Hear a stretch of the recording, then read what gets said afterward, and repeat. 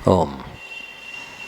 प्रसंग चल रहा है रेणसार ग्रंथराज में गाथा नंबर 142 में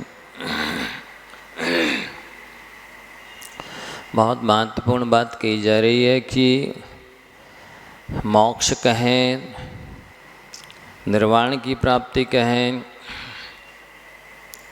कर्मों से छुटकारा कहें, सुखी होने का उपाय कहें, यदि कोई है तो वो है दोषों से मुक्ति ही आत्मा की मुक्ति है। उन दोषों को ही अपन असंयम के नाम से कहें, वैष्णव के नाम से कहें, अवगुणों के नाम से कहें, पापों के नाम से कहें, कषायों के नाम से कहें, खोटी आदतों के नाम से कहें, कमजोरियों के नाम से कहें, ये सब छोड़ना आवश्यक है। इसी संसार से अनंत अनंत जीव ऐसे हैं जिन्होंने इनको छोड़ा है, पुरुषार्थ किया है, साधना की है, तपस्या की है और दोषों से मुक्ति पाई है, यानी आत्मा को स्वतंत्र बनाया है, सुखी बनाया है। व्यक्ति कर सकता है बशर्ते कि वो अपनी सोई हुई शक्तियों को जगा ले, वो अपनी शक्तियों को पहचाने, आत्मा की उपादान शक्ति को पहचाने कि हमारे अंदर भगवान बनने की क्षमता है। अनादिकाल से कोई भगवान होता नहीं, वो पुरुषार्थ करके, साधना करके, प्रयत्न करके जीव पहले तो संसार से ही मुक्त को प्राप्त होता है। पहले संसारी होता है, बाद में मुक्त होता है। कोई पहले से ही भगवान रहा हो ऐसा कोई है ही नहीं। सभी संसारी थे, सभी राग द्वेष मोह से सहित थे। जितने दोष अपन में अभी हैं उनसे भी कहीं ज़्यादा दोष उनमें थे। तो ये तो निर्णय अपन को कर लेना चाहिए कि हमें दोष छोड़ना है। दोष छोड़े तब पहले खोजे, जाने, पहचाने कि मेरे अंदर कौन कौन से दोष हैं, कितने दोष हैं, दोष कहते किसे हैं। जब दोषों को ही नहीं जानता है, पहचानता ही नहीं है, तो छोड़ेगा कैसे। बिन जाने ते दोष गुणन को कैसे तजिएगा ही है। ये अपन लोग बोलते ही हैं कि दोषों को जाने नहीं तो छोड़े कैसे, और गुणों को पहचाने नहीं तो ग्रहण कैसे करे। तो व्यक्ति को ये बहुत महत्वपूर्ण है कि लोग क्या कह रहे हैं इस चक्कर में नहीं पड़े। वो स्वयं को स्वयं की आँखों से देखे कि हम कहाँ पर हैं, हमारे अंदर कितने अवगुण हैं, कितनी कमजोरियां हैं और कितनों को हम छोड़ सकते हैं अभी तत्काल में, कितनों के लिए साधना करके छोड़ सकते हैं। व्यक्ति दूसरों से अपनी तुलना करता है। तुलना नहीं करनी चाहिए क्योंकि सभी संसारी हैं। 19-20 दोष गुण तो सब में है। आप दूसरे को देख करके अरे वो तो इतने अवगुणी हैं, दारू पीते, हम तो कम से कम दारू नहीं पीते, वो तो जुआ खेलते, हम तो कम से कम जुआ नहीं खेलते, इससे कल्याण नहीं होता। कई बार वो कहेगा देखो हम तो पूजा करते, वो तो पूजा तक नहीं करता, हम तो एकासन करते हैं, वो तो एकासन तक नहीं करता। तो इस तरह की जो तुलना करते हैं लोग, ये भ्रम है, ये कमी है। मनुष्य से तुलना थोड़ी करनी है। मनुष्य तो अपूर्ण ही है, मनुष्य में तो कमी है ही। भगवान से तुलना करना ही चाहिए कि भगवान और हम में कितना अंतर है। ऐसा कहा है शास्त्रों में, जो जान दिए रहंतम दब्बत गुणत पज्यते ही सो जान दिए पाणम मोह खलु जाति तश्लयम। जो भगवान से अपनी तुलना करता है द्रव्य गुण पर्याय की अपेक्षा से, वे भी जीव द्रव्य हैं, हम भी जीव द्रव्य हैं, लेकिन उनके पास छाए ज्ञान है, छाए दर्शन है, छाए अनंत बल है, अनंत सुख है। हमारे पास छाया उसमें गुण हैं, उसमें भी बिल्कुल न्यूनतम माने जघन्य अवस्था में हैं, हम भी प्राप्त कर सकते हैं। जितनी विशुद्धि बढ़ाएंगे उतना ज्ञान आवरण कर्म का सम होगा। वस्तुतः द्वादश संग को कोई पढ़ नहीं सकता, ये तो तपस्या से क्षय सम होता है। किसी कोई व्यक्ति नहीं पढ़ सकता। हाँ, रिद्धि हो जाए तो मनोबल रिद्धि, वचन बल रिद्धि के माध्यम से वो ध्यान कर ले, उच्चारण कर ले, वे अंतर्मोत में, ये बात ही बात है। लेकिन क्षय अवसम तो तपस्या से होता है, पढ़ता कोई नहीं द्वादशांग को, ना कोई पढ़ाता है ना कोई पढ़ता है। तो मनुष्य से तुलना नहीं करनी चाहिए, क्योंकि मनुष्य तो दोषों का पुतला है, उससे क्या तुलना कर रहे हो अपनी। एक आध दौड़ कम ज़्यादा होगा, उसमें एक दो चार कम है, किसी में दो चार ज़्यादा है। तो यदि आत्मकल्याण प्राप्त करना है तो अपने से ऊंची साधना वाले को देखना चाहिए कि अरे उनके पास इतना तप है, इतना त्याग है, इतना दान करते, हम तो करते नहीं हैं। और संसार के मार्ग में अपने से नीचे वाले को देखो। हम रोते हैं कि हमारे पास जूते नहीं हैं, हम ये नहीं देखते हैं जिनके पास पैर ही नहीं हैं। हमें संसार के मार्ग में अपने से नीचे वाले को देखना चाहिए। यदि आप 4 व्हीलर से चल रहे हैं तो आप ट्रेन या फ्लाइट वाले को नहीं देखो, अन्यथा आकुलता हो जाएगी। आप 2 व्हीलर वाले को देखो कि कम से कम हम तो छाया में चल रहे हैं, उसकी तो छाया भी नहीं है, तो शांति मिलेगी। और यदि 2 व्हीलर से चल रहे हैं तो साइकिल से चलने वाले को देखो कि हमें तो कम से कम पैडल नहीं मारना पड़ रहा है, वो तो पैडल मार के चल रहा है। और साइकिल से चल रहे हो तो पैदल चलने वाले को देखो, हम तो कम से कम साइकिल से चल रहे हैं, वो तो बेचारा पैदल चल रहा है। और पैदल चल रहे हो तो नंगे पैर वाले को देखो कि हम तो कम से कम जूते पहने हैं, वो तो बेचारा नंगे पैर चल रहा है। और नंगे पैर चल रहे हो तो लंगड़े को देखो, हम तो चल पा रहा है, वो तो बेचारा बाकर लगा के चल रहा है। और बाकर लगा कर चल रहे हो तो उसको देखो जो चल ही नहीं पा रहा है। तो शांति मिलेगी, चैन मिलेगी। ये चलने के वाले में इसी तरह कोठी बंगला के वाले के में देखना है कि मेरी तो कम से कम ठीक है कोठी बंगला, उसका तो बेचारे का खप्पर वाला घर है जिसमें पानी भी रिश्ता है, हवा भी, धूल भी आती है। हर चीज़ में देखिए आप, मकान के बारे में हो, कपड़ों के बारे में हो, आभूषण के बारे में हो, भोजन पानी के बारे में हो, फैसिलिटी के बारे में है, नौकर चाकर के बारे में, हर चीज़ में आप अपने से नीचे वाले को देखिए। शांति मिलेगी, संतोष आएगा जीवन में, चैन मिलेगी। और जैसे ही आप अपने से ऊपर वाले को देखोगे आपको आकुलता हो जाएगी कि हम अपना कब इससे ऊंचा घर बनाएं, हम कब इससे अच्छी गाड़ी लाएं, हम कब इससे अच्छी साड़ी लाएं, हम कब इससे अच्छा आभूषण गले का हार लाएं, कब इससे अच्छी चप्पल लाएं, कब इससे अच्छे जूते लाएं, कब इससे अच्छा चश्मा हम ले आए। हाँ, को तो दिख रहा है कि चश्मा लगाए हुए, हम ऐसा बनवाएंगे कि पहने भी रहेंगे और दिखेगा भी नहीं।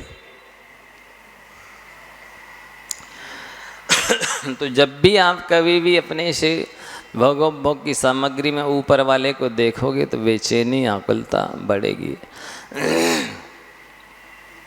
और नीचे वाले को देखोगे तो संतोष आएगा, शांति मिलेगी। और धर्म के मार्ग में अपने से ऊपर वाले को देखना है कि हम तो एक ही पूजन करते हैं, तो 2-2 4-4 पूजा करते हैं। हम तो थोड़ी देर के लिए महाराज के पास आते हैं तो दिन भर सेवा करते हैं। हम तो थोड़ी सी देर स्वाध्याय करते तो 4-4 6-6 घंटे स्वाध्याय करते। हम तो एक ही दिन रसी से भोजन करते, इनका तो अनेक रसों का प्रतिदिन त्याग है। हाँ, हम तो कभी कभार 10 लक्षण को उपवास करते, इनके तो चलते ही रहते। हम तो 1500 रुपये दान करते हैं तो लाखों दान करते हैं। जब इस तरह से विचार करेंगे तो अपने आप में अहंकार नहीं बढ़ेगा और भाव बने रहेंगे कि हम कभी सामर्थ्यशाली होंगे तो हम भी ऐसा तप त्याग करेंगे, हमें भी सामर्थ्य मिले, शक्ति मिले कि जैसे हम भी इन जैसा तप त्याग कर सके। तो यहाँ कहा जा रहा है कि दोषों की त्याग से ही मोक्ष मिलने वाला है। संसारी प्राणी की कुटेव है कि वो दोषों को सुरक्षित रख करके सुखी होना चाहता है। दोषों को सुरक्षित रख करके सुखी होने का सोचना तो ऐसा ही है कि जैसे किसी को कैंसर है और वो उसे छुपा करके अपने आप को स्वस्थ बता रहा है, स्वस्थ मान रहा है, स्वस्थ महसूस कर रहा है।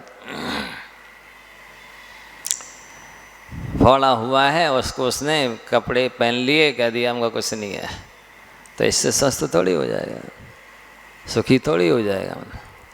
वो तो पकेगा, फूटेगा, कष्ट देगा। तो इसीलिए अपने दोषों को सुरक्षित रख करके सुखी होने की चेष्टा तो करनी नहीं चाहिए। सारा संसार इसी में लगा, विषय कसाय को बढ़ा करके भी सुखी होना चाह रहा है। हम खूब धन कमा लेंगे, खूब अच्छे कोठे बंगला बना लेंगे, गाड़ी घोड़ा नौकर चाकर लगा लेंगे, हर तरह की फैसिलिटी जोड़ लेंगे, फिर हम सुखी हो जाएंगे। ये समझ ही नहीं रहा है, ये सारी चीज़ें जोड़ लोगे तो इनके मैनेजर बन जाओगे। इन सब का मैनेजमेंट तो आप ही को करना है, बिल भुगतान तो आप ही को करना है। और जब बिल भुगतान करना होगा तो कमाने की चिंता तो रहेगी।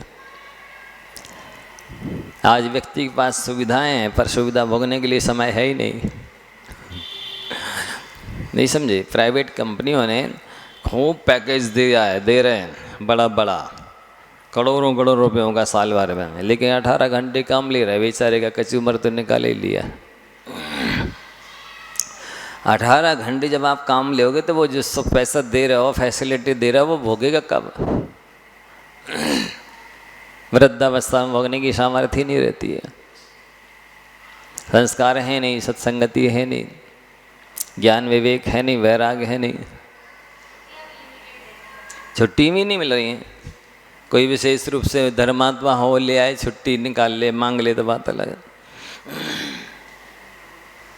और मान लो मिले भी छुट्टी, बुल्ले भी ले,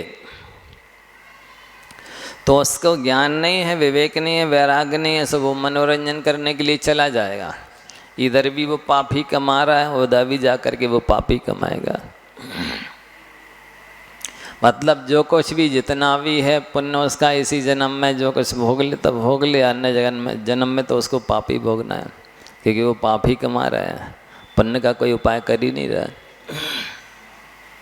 कोई व्यक्ति नाश्ता बना के घर से ले जाए तो जाएगा तो अपनी यात्रा में खा लेगा, आगे क्या करेगा? आगे तो उसको भूख ही मरना, परेशान होना है। यही स्थिति हो रही है। पहले से पुण्य लेके आया, पापानुबंधी पुण्य, उसके उदय में उसको थोड़ी बहुत सुख सुविधा फैसिलिटी मिल रही है, पैसे मिल रहे हैं, लेकिन अब नया कोई वो पुण्य कमा ही नहीं रहा है। गिनती के लोग हैं जो थोड़ा बहुत दान पूजा करते हैं, स्वाध्याय व्रत नियम संयम पालते हैं, 1% भी नहीं बैठेंगे। 99% लोग केवल पाप कमा रहे हैं, हर तरह की 2 नंबर के काम कर रहे हैं। 2 नंबर का उनका जीवन है, 2 नंबर का उनका व्यवहार है, 2 नंबर का उनका धन है, दोहरा जीवन जी रहा है। वो है कुछ और दिखा कुछ और रहा है। इससे उसकी जिंदगी तनाव भरी बन गई है। तनाव में जी रहा है कि जो मैंने बोला है, जो मैंने दिखाया है, वो उसको पिकट ना हो जाए, वैसी स्टेटस स्थिति बनी रहे। इस वजह से उसकी चिंता लगी रहती है। जैसे सत्य बोलने वाले को कभी चिंता नहीं होती है, उसको ख्याल नहीं रखना पड़ता है कि मैंने कल क्या कहा था, आज क्या कह रहा हूँ। लेकिन जो झूठ बोलता है उसको याद रखना पड़ता है कि मैंने कल क्या कह दिया था, उससे विपरीत न निकल जाए।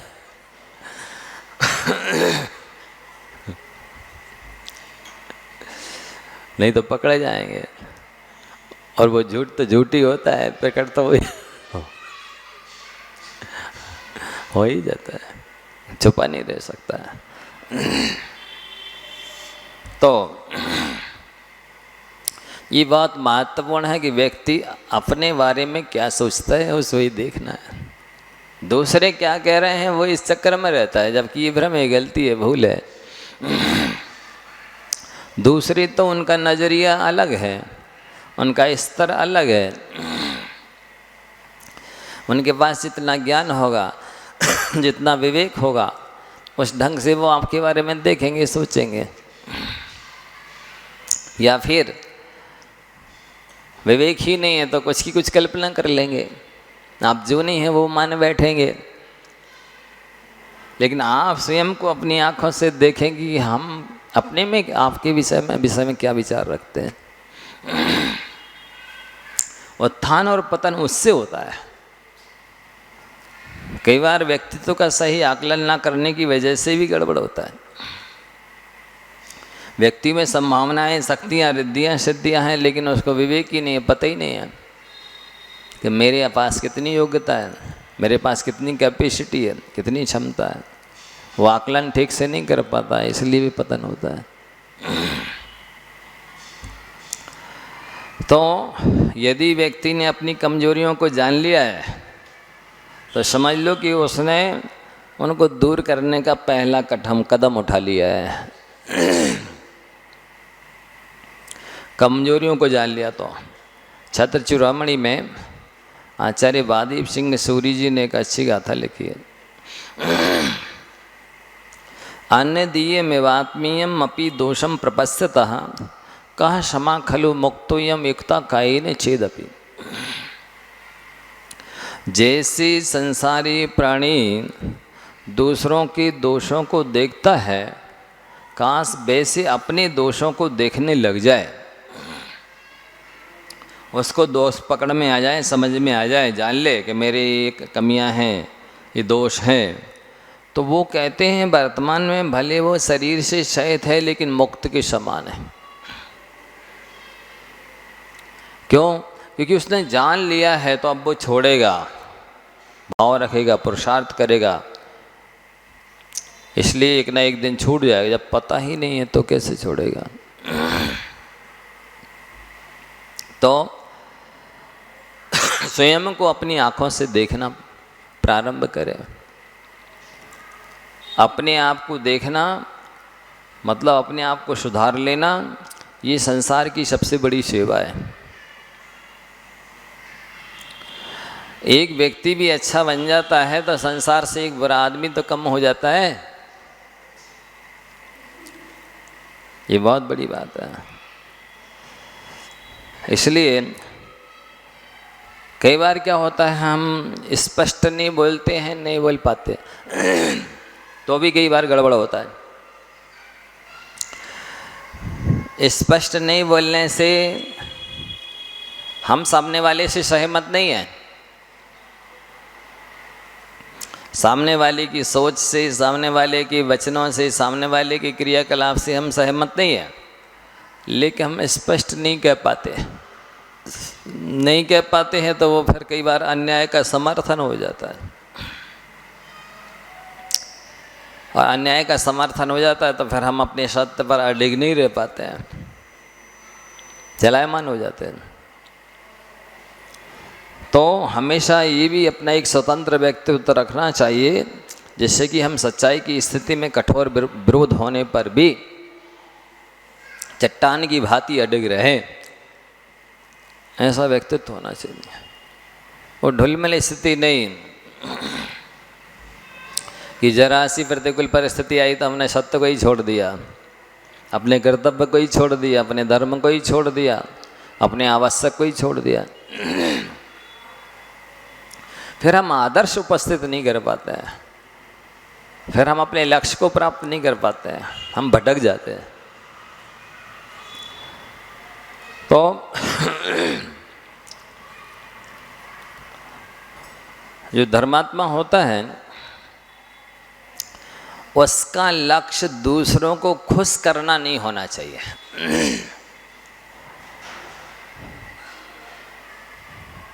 दूसरों को खुश करना ना हो करके आत्म विकास करना होना चाहिए, तब आपकी उन्नति होगी। यदि आप दूसरों को ही खुश करने में लगे रहे तो स्वयं खुश हो जाओगे। समझ रहे हैं क्या कहना चाह रहे हैं? कहने का तात्पर्य ये है कि दूसरों को खुश करने में ही शब्द लगा हुआ है।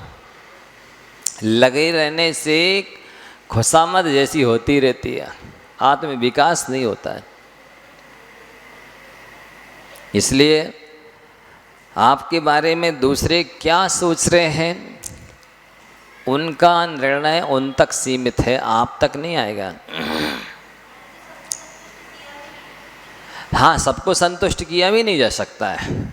ना हम सबसे संतुष्ट हो सकते हैं, ना हम सबको संतुष्ट कर सकते हैं,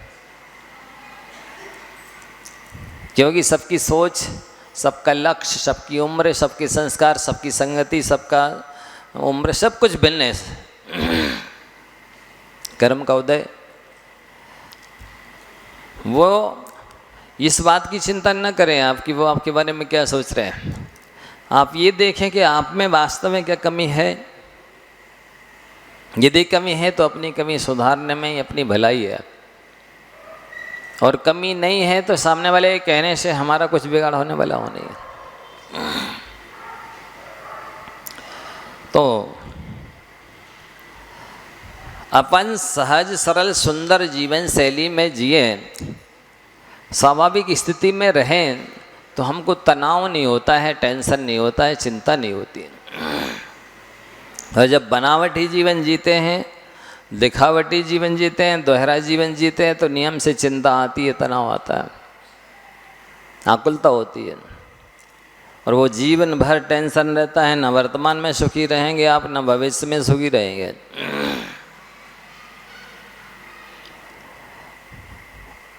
इसलिए दूसरे को कृत्रिम रूप से प्रभावित करने की चेष्टा नहीं करनी चाहिए।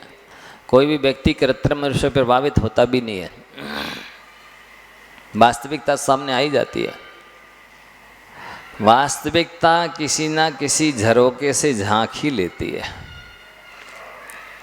पक्का है।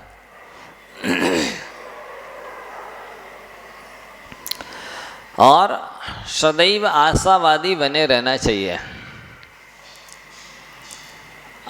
आशावादी बनना सबसे अच्छी चीज़ है। उसके लिए सुबह बताया था कि ये भी गुजर जाएगा। जो स्थितियाँ होती हैं, जो पर्याय होती हैं, जो अवस्थाएं होती हैं, वो सदैव एक सी कभी नहीं रहती हैं। अनुकूल परिस्थिति है तो वो भी सदैव नहीं बनी रहेगी, और प्रतिकूल परिस्थिति है तो वो भी सदैव नहीं बनी रहेगी। अनुकूल परिस्थिति के बारे में आप सोचेंगे ये भी गुजर जाएगा तो अहंकार नहीं होगा, और प्रतिकूल परिस्थिति के बारे में सोचेंगे कि ये भी गुजर जाएगा तो ज़्यादा चिंता, टेंशन, आकुलता नहीं होगी। और ये है मनुष्य पर्याय में इस चक्र की भांति बताया था ना, कि ऐसे कर्म का उदय चलता रहता है जो चक्र में, पहिया में आरे लगे हुए हैं, वे सदैव एक सी स्थिति में रहते नहीं। कभी इधर रहेंगे तो कभी ऐसे इस तरह से ऊपर आ जाएगा, फिर धीरे धीरे ढलान होते हुए फिर इधर आ जाएगा, फिर पूरे नीचे पहुंच जाएगा, फिर धीरे धीरे इस तरह से परिवर्तन जैसे चक्र के आरंभ में होता है, वैसी मनुष्य पर्याय में मनुष्य की स्थिति होती है। गतिशील है, परिवर्तनशील है जीवन। आप स्थिर रखना चाहते हैं तो नहीं रहेगा, आपके हाथ में है ही नहीं। तो सदैव आशावादी बने रहना चाहिए। आप किसी भी कार्य में कितने बार असफल हुए हैं ऐसा आप सोचे ना, क्योंकि व्यक्ति या तो सफलता प्राप्त करता है या फिर अनुभव प्राप्त करता है। असफल तो होता ही नहीं है, घाटा तो होता ही नहीं है। ग्रहण करने वाला चाहिए, कहीं से भी गुण ग्रहण कर सकता है, अनुभव ग्रहण कर सकता है, ज्ञान ग्रहण कर सकता है, बेनिफिट प्राप्त कर सकता है। यदि गुणों की ओर दृष्टि रहे तो कभी और कहीं समय खराब होता ही नहीं है। क्या बोला? पीछे वाले लोग सुन रहे होंगे ना ध्यान से। यदि गुण ग्रहण की ओर दृष्टि रहे तो कभी और कहीं समय खराब होता ही नहीं है। इसलिए सकारात्मक सोच, पॉजिटिव थिंकिंग, गुण ग्रहण का भाव सदैव व्यक्ति को सुखी बनाता है, उन्नत बनाता है, आगे बढ़ाता है।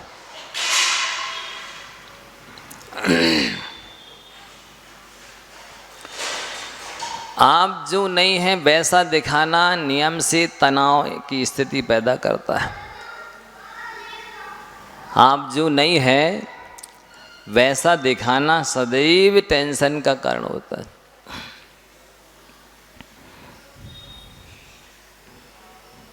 कई बार हम लोग उपकार भी करते हैं, लेकिन उसको भी एक प्रकार से सामने वाले पर एहसान किया है हमने, ऐसा समझ लेते हैं। उपकार को कर्तव्य समझकर करना चाहिए। यदि उपकार कर्तव्य समझकर किया जाता है तो फिर उसमें अहंकार नहीं होता है, और अब बदले में अपेक्षा भी नहीं रहती है कि सामने वाले को हमारा एहसान मानना चाहिए, सामने वाले को हमारा भी प्रत्युपकार करना चाहिए। क्योंकि जैसे ही बदले की भावना आती है, प्रत्युपकार की भावना आती है, वो पवित्र कार्य व्यापार में बदल जाता है, वो सौदेबाजी हो जाती है केवल। जिसका हमको अनंत लाभ मिलना चाहिए था, अपेक्षा जोड़ ली हमने, तो वो एक प्रकार से 1% पुण्य मिला हमें, उसका फल मिला। ये श्रद्धा न हो कि परोपकार की वेदी पर चढ़ाया गया फल कभी निष्फल नहीं जाता। परोपकार की वेदी पर चढ़ाया गया फल कभी निष्फल नहीं जाता।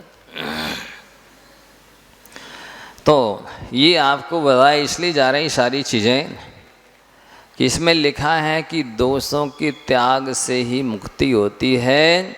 दोषों को सुरक्षित रख कर के मोक्ष तो छोड़ो, वर्तमान में भी कोई सुखी नहीं हो सकता।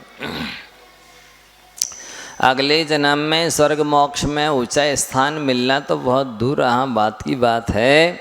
वर्तमान में भी दोषों को सुरक्षित रखकर कोई सुखी नहीं हो सकता। जितने अंशों में आप दोषों को छोड़ेंगे, कमियों को छोड़ेंगे, व्यसनों को छोड़ेंगे, अपनी कमजोरियों को दूर करेंगे, उतने अंशों में तत्काल में सुखी हो जाएंगे। ये नियम है।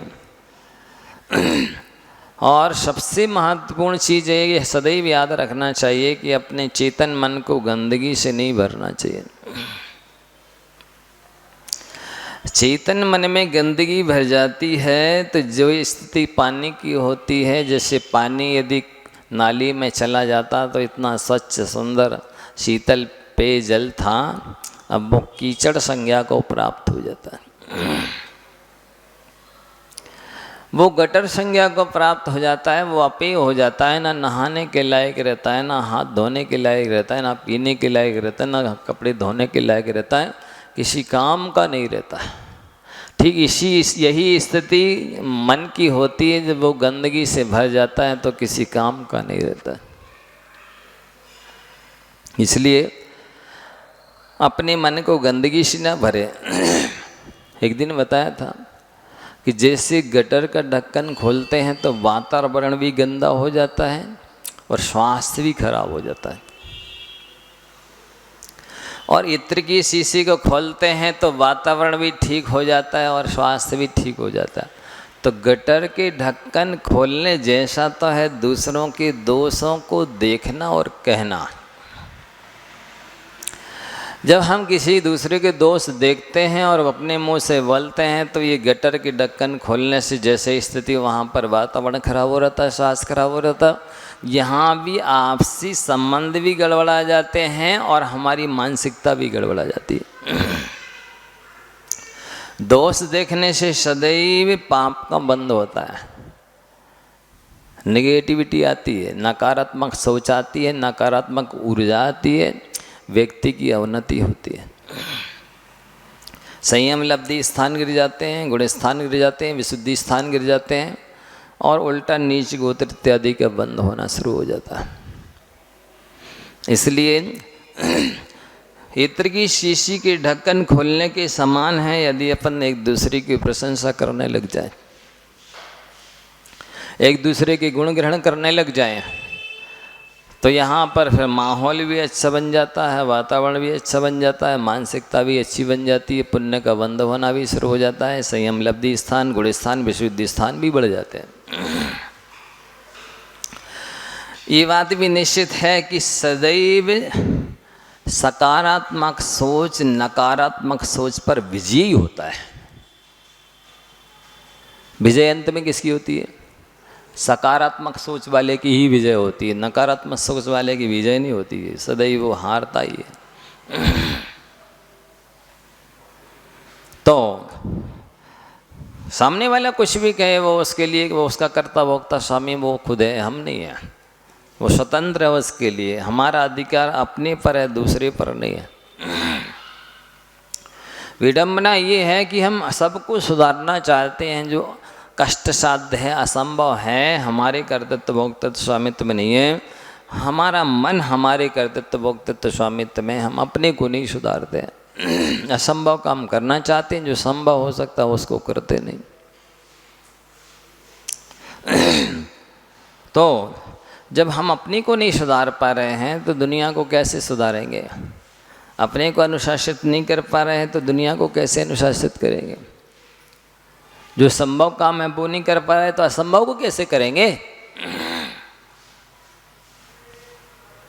तो व्यक्ति की विचारधारा ही व्यक्ति के नरक का निर्माण करती है और व्यक्ति की विचारधारा ही व्यक्ति के स्वर्ग का निर्माण करती है। जो लोग वर्तमान में ही नरक जैसी स्थिति जी रहे हैं वे तो नरक की तैयारी ही कर रहे हैं। जो वर्तमान में स्वर्ग जैसी स्थिति जी रहे हैं वे स्वर्ग की ही तैयारी कर रहे हैं। किसी से क्या पूछना? हमारा जीवन, हमारा चिंतन, हमारा मार्गदर्शक है। तो दो सत्य सबसे पहले कहा इन्होंने, मूढ़त्रय, 3 मूढ़ताएं छोड़नी है जिसकी चर्चा परसों की थी। फिर आया सल्लत्रय, 3 सल्लें छोड़नी है, माया मिथ्या निदान जिनकी चर्चा कल की थी। आज एक विशेषण दोषत्य है, 3 दोष छोड़ने हैं। मात्र 3 दोषों के छोड़ने से 3 लोग के नाथ बन जाते हैं। सब कुछ नहीं छोड़ा पूरा संसार, मात्र 3 ही चीज़ें छोड़नी है, राग, द्वेष और मोह। इन 3 के छोड़ने पर 3 लोग के नाथ बन जाता है। किसी से ऐसा राग भी ना करो कि मर कर के व्याघ्री बनना पड़े। पहले दृष्टांत दिया था, प्रसंग में फिर से दे रहे हैं कि देखो कौशल स्वामी की माँ को अपने पति और बेटे से बहुत राग था। पति ने दीक्षा ले ली, चलो कोई बात नहीं, अब बेटा है मेरी नैया पार लगाने वाला। सारा प्रबंध राज्य की सीमा के अंदर कर दिया गया कि राजकुमार राज्य की सीमा के बाहर किसी भी निमित्त से ना जाए, ना घूमने के लिए, ना मनोरंजन के लिए, किसी भी काम से ना जाए, क्योंकि बाहर जाएगा तो ऐसा ना हो कि फिर वो चला जाए, कोई दिगंबर साधु को देख ले तो सारी व्यवस्था अंदर हो रही थी। अब जो गृहस्थ अवस्था में उसी राज्य के राजा थे तो मुनि अवस्था में आहार के लिए आए। अब जो उसकी माँ थी सुकौशल की सहदेवी, उसने देखा कि ये मुनि आ रहे हैं आहार के लिए, तो उन द्वारपाल से कहा ये घर का खऊ है, इसको निकाल दो, राज्य से बाहर कर दो। नौकर तो नौकर था, उसको क्या ऐसे आदेश दिया वैसा कर दिया, गलत हो या सही हो निकाल दिया। तो जो उसकी सुकौशल की धाय थी, जिसने पाला पोसा था, रोने लगी। सुकौशल ने पूछा कि क्या बात है, क्या हो गया, किसकी मौत आ गई। उस धाय ने कहा कि नहीं बेटा, तुम्हारे रहते हुए मुझे कोई कष्ट दे ही नहीं सकता, लेकिन आपके पिता जो इस राज्य के स्वामी थे, उन्होंने मुनि दीक्षा ले ली है, विहार के लिए आए थे, तुम्हारी माँ ने भूखा निकलवा दिया है, इस बात का मुझे कष्ट हो रहा। फिर सुकौशल तो रुकने वाले थे ही नहीं, चले जाते, खोजते खोजते ढूंढ लेते हैं अपने पिता को। मुनि अवस्था में वो तो शांति से ध्यान में बैठे, जा कर के 3 परिक्रमाएं दी, भक्ति की, स्तुति की, क्षमा मांगी। उनका जब ध्यान खुला और मुनि दीक्षा ले ली, अब पिता पुत्र दोनों मुनि बन गए। अब ये 4 महीने चातुर्मास में शमशान में एक जगह खड़े हो गए, 4 महीने का उपवास करके ध्यान में। और जैसे ही चातुर्मास व्यतीत हुआ तो आहार के लिए आ रहे थे नगर की ओर। इधर ये सुकौशल स्वामी की जो माँ थी, वो पति और पुत्र के वियोग में अत्यधिक उसको आर्त ध्यान हुआ, और इतना ज़्यादा आर्त ध्यान हुआ कि मर करके व्याघ्री बन गए। और वो व्याघ्री भी वहीं घूम रही थी। जैसे इन पिता को और पुत्र को मुनि अवस्था में आते हुए देखा तो उसको जाति स्मरण हो गया, कह रही तो भी पूर्व अवस्था के पति और पुत्र हैं जो छोड़ करके मुझे दीक्षित हो गए थे।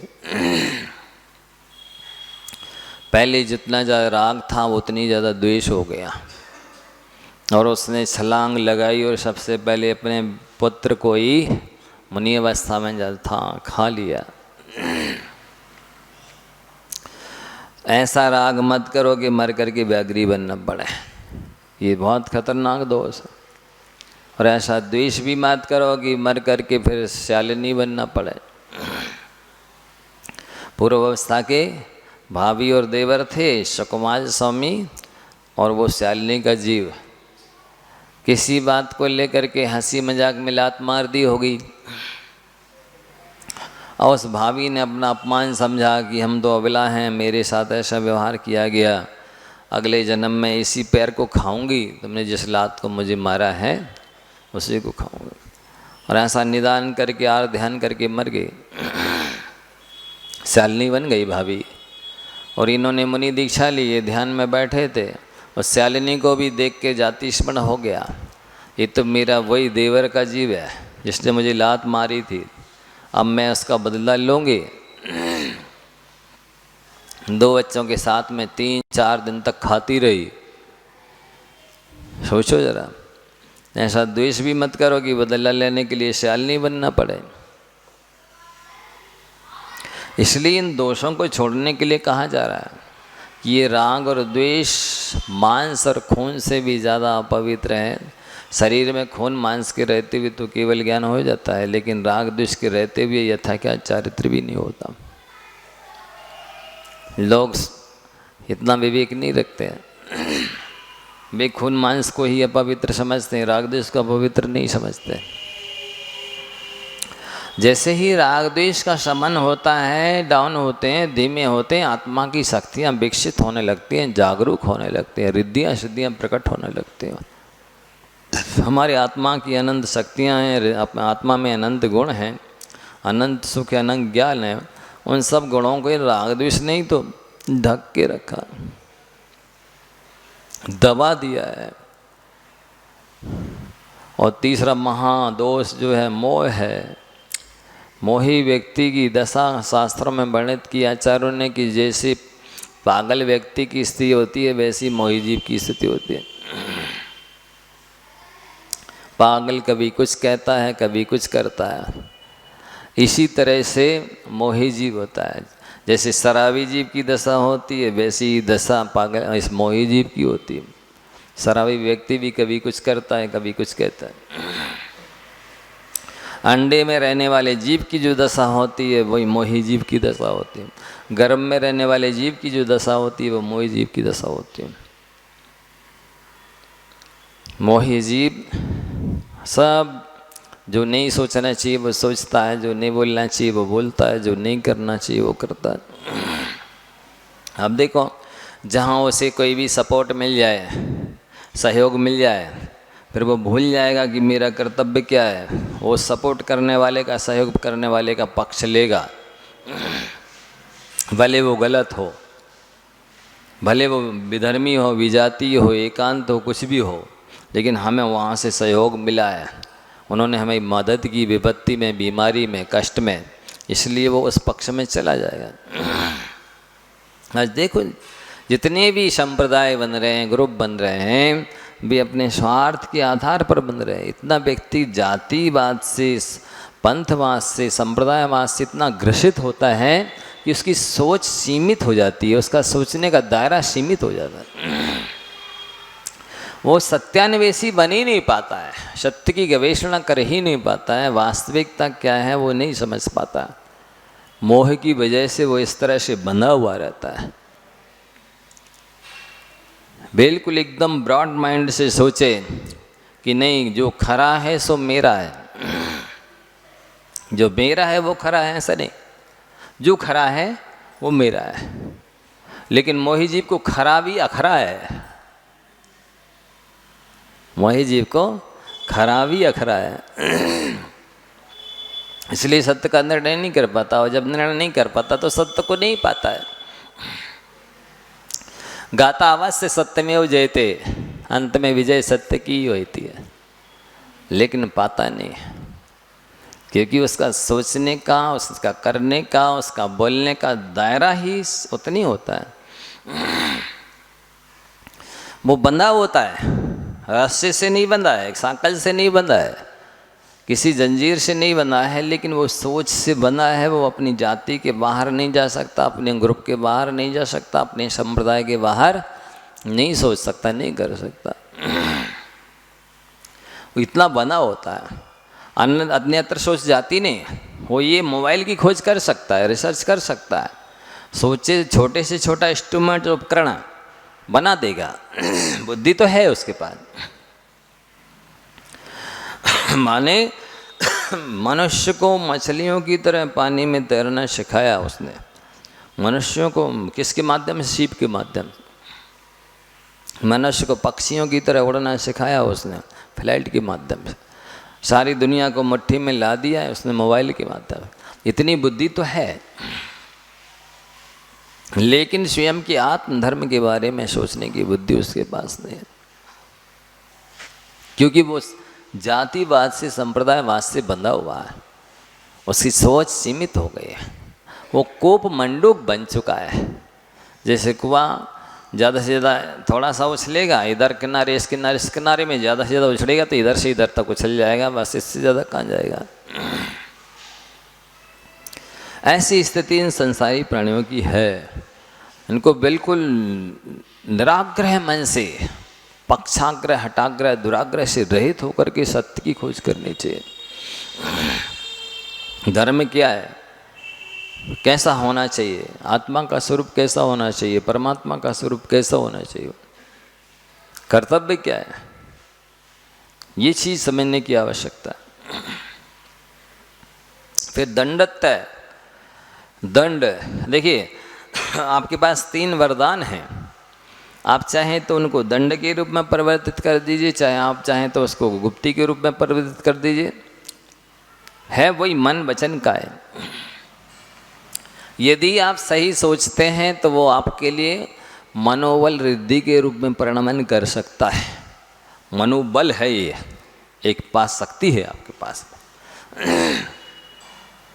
बुरा सोचते हैं वो फिर दंड बन गया, मनोदंड, मन का दंड है। वचन से आप उपकार करते हैं, सौ का पर का भला करते हैं, तो ये आपके लिए वचन बल है। यदि दुरुपयोग करते हैं तो ये अभिशाप बन गया आपके लिए, वचन दंड बन गया। यहाँ लिखे ना दंड। इसी तरह से काय है, शरीर है, यदि इसके माध्यम से परोपकार करते हैं, साधना करते हैं, तब त्याग करते हैं, तो ये काय बल है, शक्ति है।